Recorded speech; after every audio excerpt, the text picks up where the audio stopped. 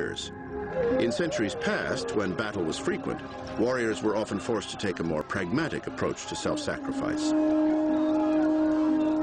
One of the documents I looked at in the 14th century, they said, we attacked the enemy but started suffering casualties, so we fled. No stigma, no dying. They're not going to just, die like that. Later on, there's this notion that you should die for your Lord. The attitudes toward that are very different. Peacetime luxury or not, most samurai during the Tokugawa shogunal period took the ideas espoused in the warrior code very seriously.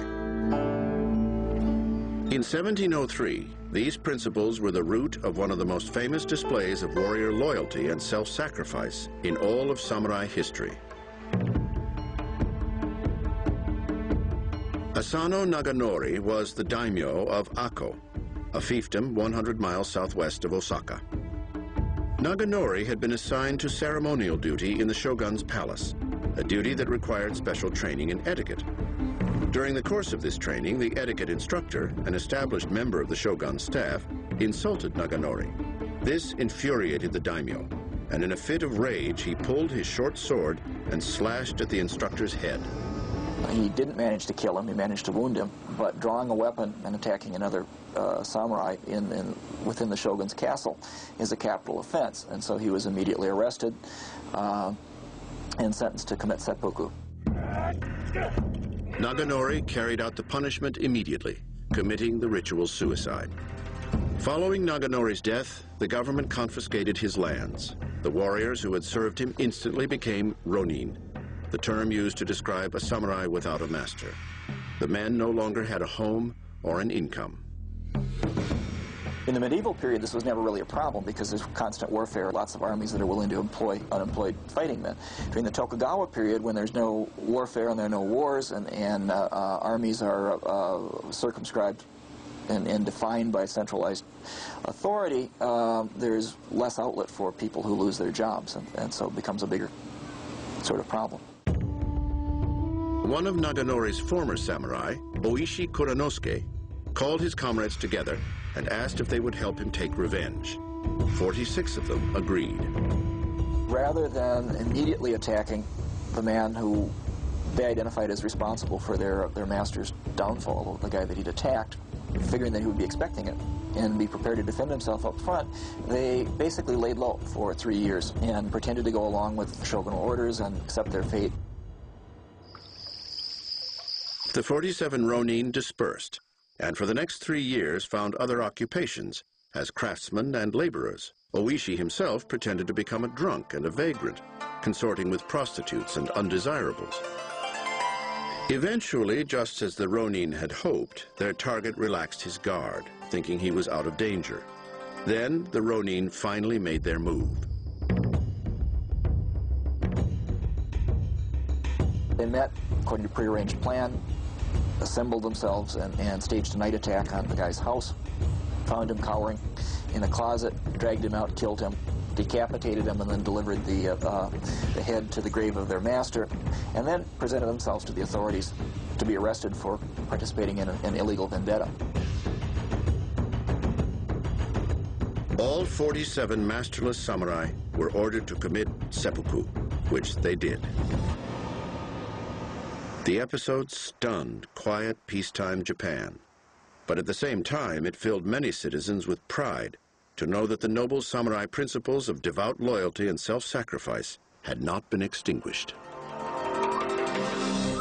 Today in Ako, Japan, the former home of the daimyo Asano Naganori, a shrine stands in honor of the loyal and selfless 47 ronin.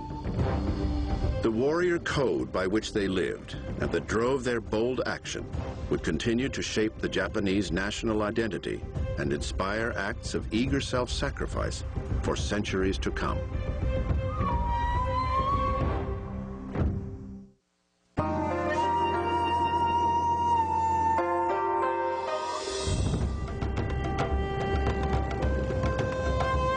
On July 8, 1853, 4 U.S. warships, commanded by Commodore Matthew C. Perry, sailed into the mouth of Edo Bay.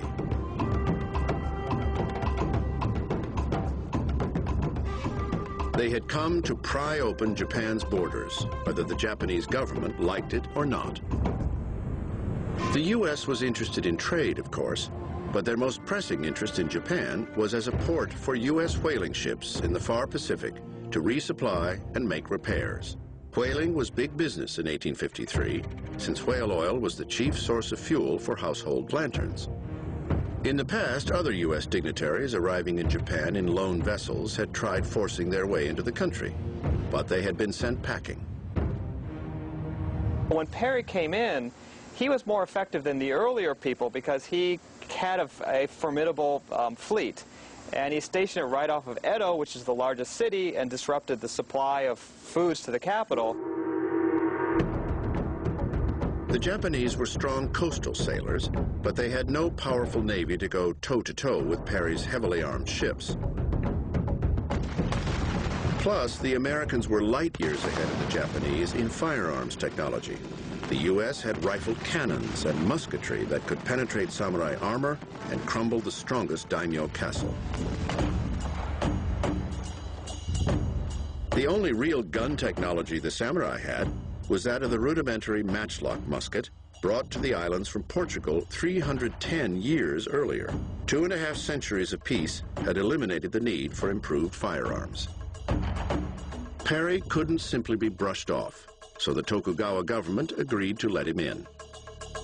What they did, though, they opened up a consulate in an incredibly remote port. It was still very isolated, so it still took a number of years for things to change. So the Tokugawa really tried to limit his actions. Over time, the U.S. succeeded in pressuring the shogun into signing treaties that allowed more access. The first treaty was not a treaty for commercial purposes. It was just a treaty of goodwill, so to speak. The second treaty, which came a few years later, was for trade, where the barbarians could come into Japan, set up trading posts, and actually have free reign of certain areas in Japan. And the samurai didn't like that. Japan's leaders hadn't given up the fight. They were simply biding their time. They began studying Western military tactics and acquiring modern weaponry as fast as they could. They planned to give the foreigners the boot as soon as possible. But by the mid-1860s, many daimyo and their samurai had grown impatient. They began clamoring for a change in leadership. Basically, they were afraid that Japan was going to be another China. Remember, Great Britain had subjugated parts of China, Hong Kong, and India. And France and Russia and Great Britain were kind of like waiting on the sidelines like wolves with their fangs dripping. So some of the samurai perceived it. In the view of many young radical warriors, if the shogun wouldn't act to protect Japan, the only answer seemed to be to overthrow the shogunal government, which had gradually weakened, and restore the emperor to a position of supreme political power. In 1866, it happened, and with surprisingly little bloodshed. That year, the aging shogun Tokugawa Iemochi died, and a new family member, Tokugawa Keiiki, took charge. But Kieiki's reign was over before it started. Aware that much of the warrior class did not support him, he accepted his political fate. In November 1867, fearing an all-out civil war, Shogun Tokugawa Keiiki relinquished power to the young emperor Meiji. Nearly 700 years of warrior government in Japan had come to an inglorious close.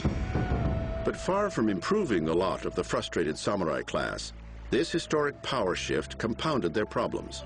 The emperor's bureaucrats introduced reforms that stripped power from regional daimyo and their samurai and centralized that power in the capital,